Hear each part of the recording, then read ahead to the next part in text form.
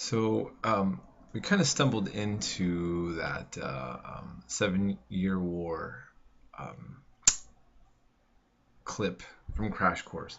And by the way, some of my students really love the Crash Course clips, and some of them really hate them. Um, I'm okay with you hating them or loving them. I mainly kind of use that to break things up and kind of give you some different thoughts that are sometimes in there. Sometimes I agree with him, and sometimes I don't, and that's how all of those of us who are in history. That's how we operate with everyone, and you as well, right? Anyhow, um, but uh, ultimately, what we were talking about before that and building up is French and British competition that's going to end up leading to the 7-Year War. And something that's not mentioned there um, that I've heard mentioned in different sources, and I'm not sure exactly what the evidence is to substantiate it one way or the other. But George Washington, when he was young, because that was mentioned in the video, was um, serving for the British, and he was known. I mean, this is a fact, and we'll talk more about George Washington's legacy later on. He was very brash and well, let's put it this way: in his younger years, his record is not all that brilliant or glorious, and in fact, he just he messed up a lot. And so he was on a mission, and there was some French diplomats on the frontier, and he was with some Native Americans working with the British. And long story short, the French diplomats get killed, and some sources say that this is actually one of the sensitive issues that tipped over into creating the 7 Years' War. So, if that's the case, George Washington may have inadvertently set off a global war. Okay, but that would simply, though, show that there was already this tension there. It was already a tinderbox, and something was going to make something happen, right? Okay. So, anyways, I just thought I'd throw that out there. Now, the important part to discuss, and this is where I agreed with the Crash Course video is that we didn't go into a long discussion of what the 7-Year War was, just to know that it really was essentially a world war between European powers, and the result was that France was basically out of the way of the British. Okay, and it tightened British imperial control of the colonies. Okay, so there could be debates if the British got the best results in terms of were the French colonies making more money or not, and so forth. But the issue is, in terms of what's going to lead to creating the United States, yes, France out of the way, but Britain now is going to be more involved with the colonies. And we also see that this is a greater task because the British Empire basically doubles in size. And another aspect which we would need to talk about is that the British Empire was put into debt. Okay, now let's just kind of take a look at this map to see what we have here. Land ceded to Britain as a result of the French and Indian War, as it was called in the United States. So again, 7 Years' War, French and Indian War, same thing. So here we have this massive amount of new territory for Britain, right?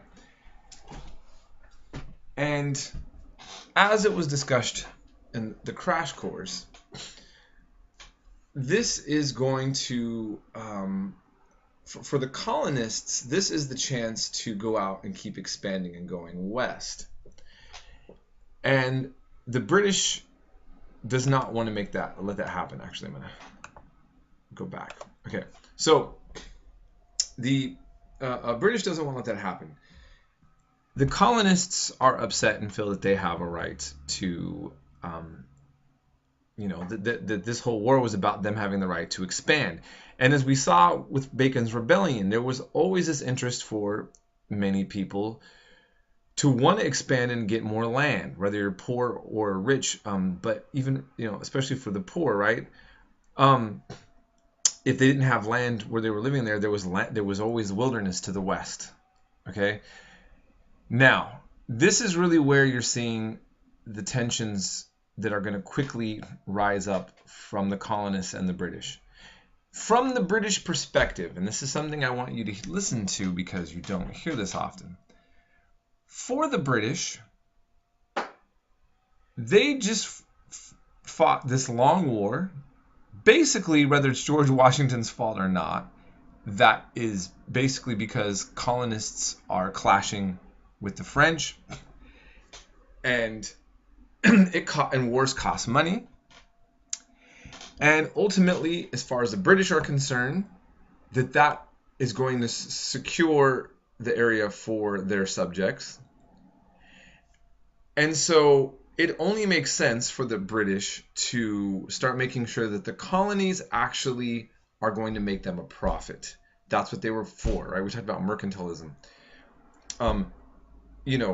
How is this going to make it worth it to Britain?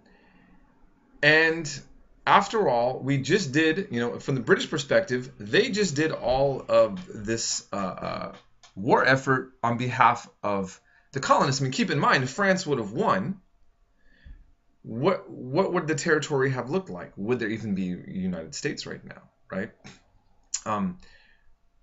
That would have possibly really shrank the territories of the British colonies. So from the British perspective, you colonists wouldn't have what you have without what we gave you. Now it's your turn to give back through taxes and by being a little bit more obedient to the mother country, okay? And so I'm just pointing out this is really the way that it's taught from the British perspective. Now, I'm not going to try to push that perspective. I'm merely pointing out that as we build up to the War for Revolution, for those of us in America, it's a clear-cut case of freedom versus tyranny. From the British perspective, it's a clear-cut case of spoiled, rotten, brat colonialists who are ungrateful about what they were given, and they wouldn't have had this if it wasn't for the British in the first place, kind of thing. Okay, I'm just letting you know that is another narrative that you can drop into your brain to think about. Okay, so and by the way, I had this with a friend of mine who is from Britain and talks about that perspective, and I said, well, thank you for showing me that there is a different perspective on that. Anyways, okay, don't get mad at me now. I'm not trying to ruin 4th of July. Okay, so that, as we mentioned, though, creates situations that are going to we're going to start upsetting things going on between the colonists and the British, okay? And so I'm not going to go into great details. These are the kind of things that you always have to learn in multiple choice questions in high school, right? The Mutiny Act, the Sugar Act, the Currency Act, the Stamp Act, blah, blah, blah. Okay, right? Well, essentially what we just need to know about, there's a series of acts that the British are going to see benefit the British Empire, and the colonists are going to see to be at their expense. Okay, so one that I think we could all relate to, I don't care, who you are or what, for all the Americans' love of the troops, or the statements, oh, we support our troops. I don't know if Americans would be, would we all be happy if U.S. military troops, our troops, just had the right to come in and, stay in our house and eat our food if need be, randomly. That might sound kind of extra patriotic at first, but it could be, maybe not everybody's down for that, right? Okay. And then you have complicated trade for American shippers. They're tightening the control on colonial trade. And then there was an attempt to raise revenue through stamps, that were on all printed items. And so the results were British were collecting 10 times the revenue. And for the colonists, this was them losing liberty. So for the British, they're finally getting some payback on the colonies. And for the colonists, they're losing. Okay? But, keep this in mind, right? If I let my daughter always go out every night till 3, and I say, you know what, this is not good parenting. Okay, kiddo, you are going to have to be back by 9. That's a much more difficult thing to control once you've set in motion that, there's an expectation of one thing, and then to just suddenly crack down, you're going to find some resistance. Am I right? Okay, and any parent out there knows what I'm saying, or anybody who's obviously a kid of a parent, we know how we would be.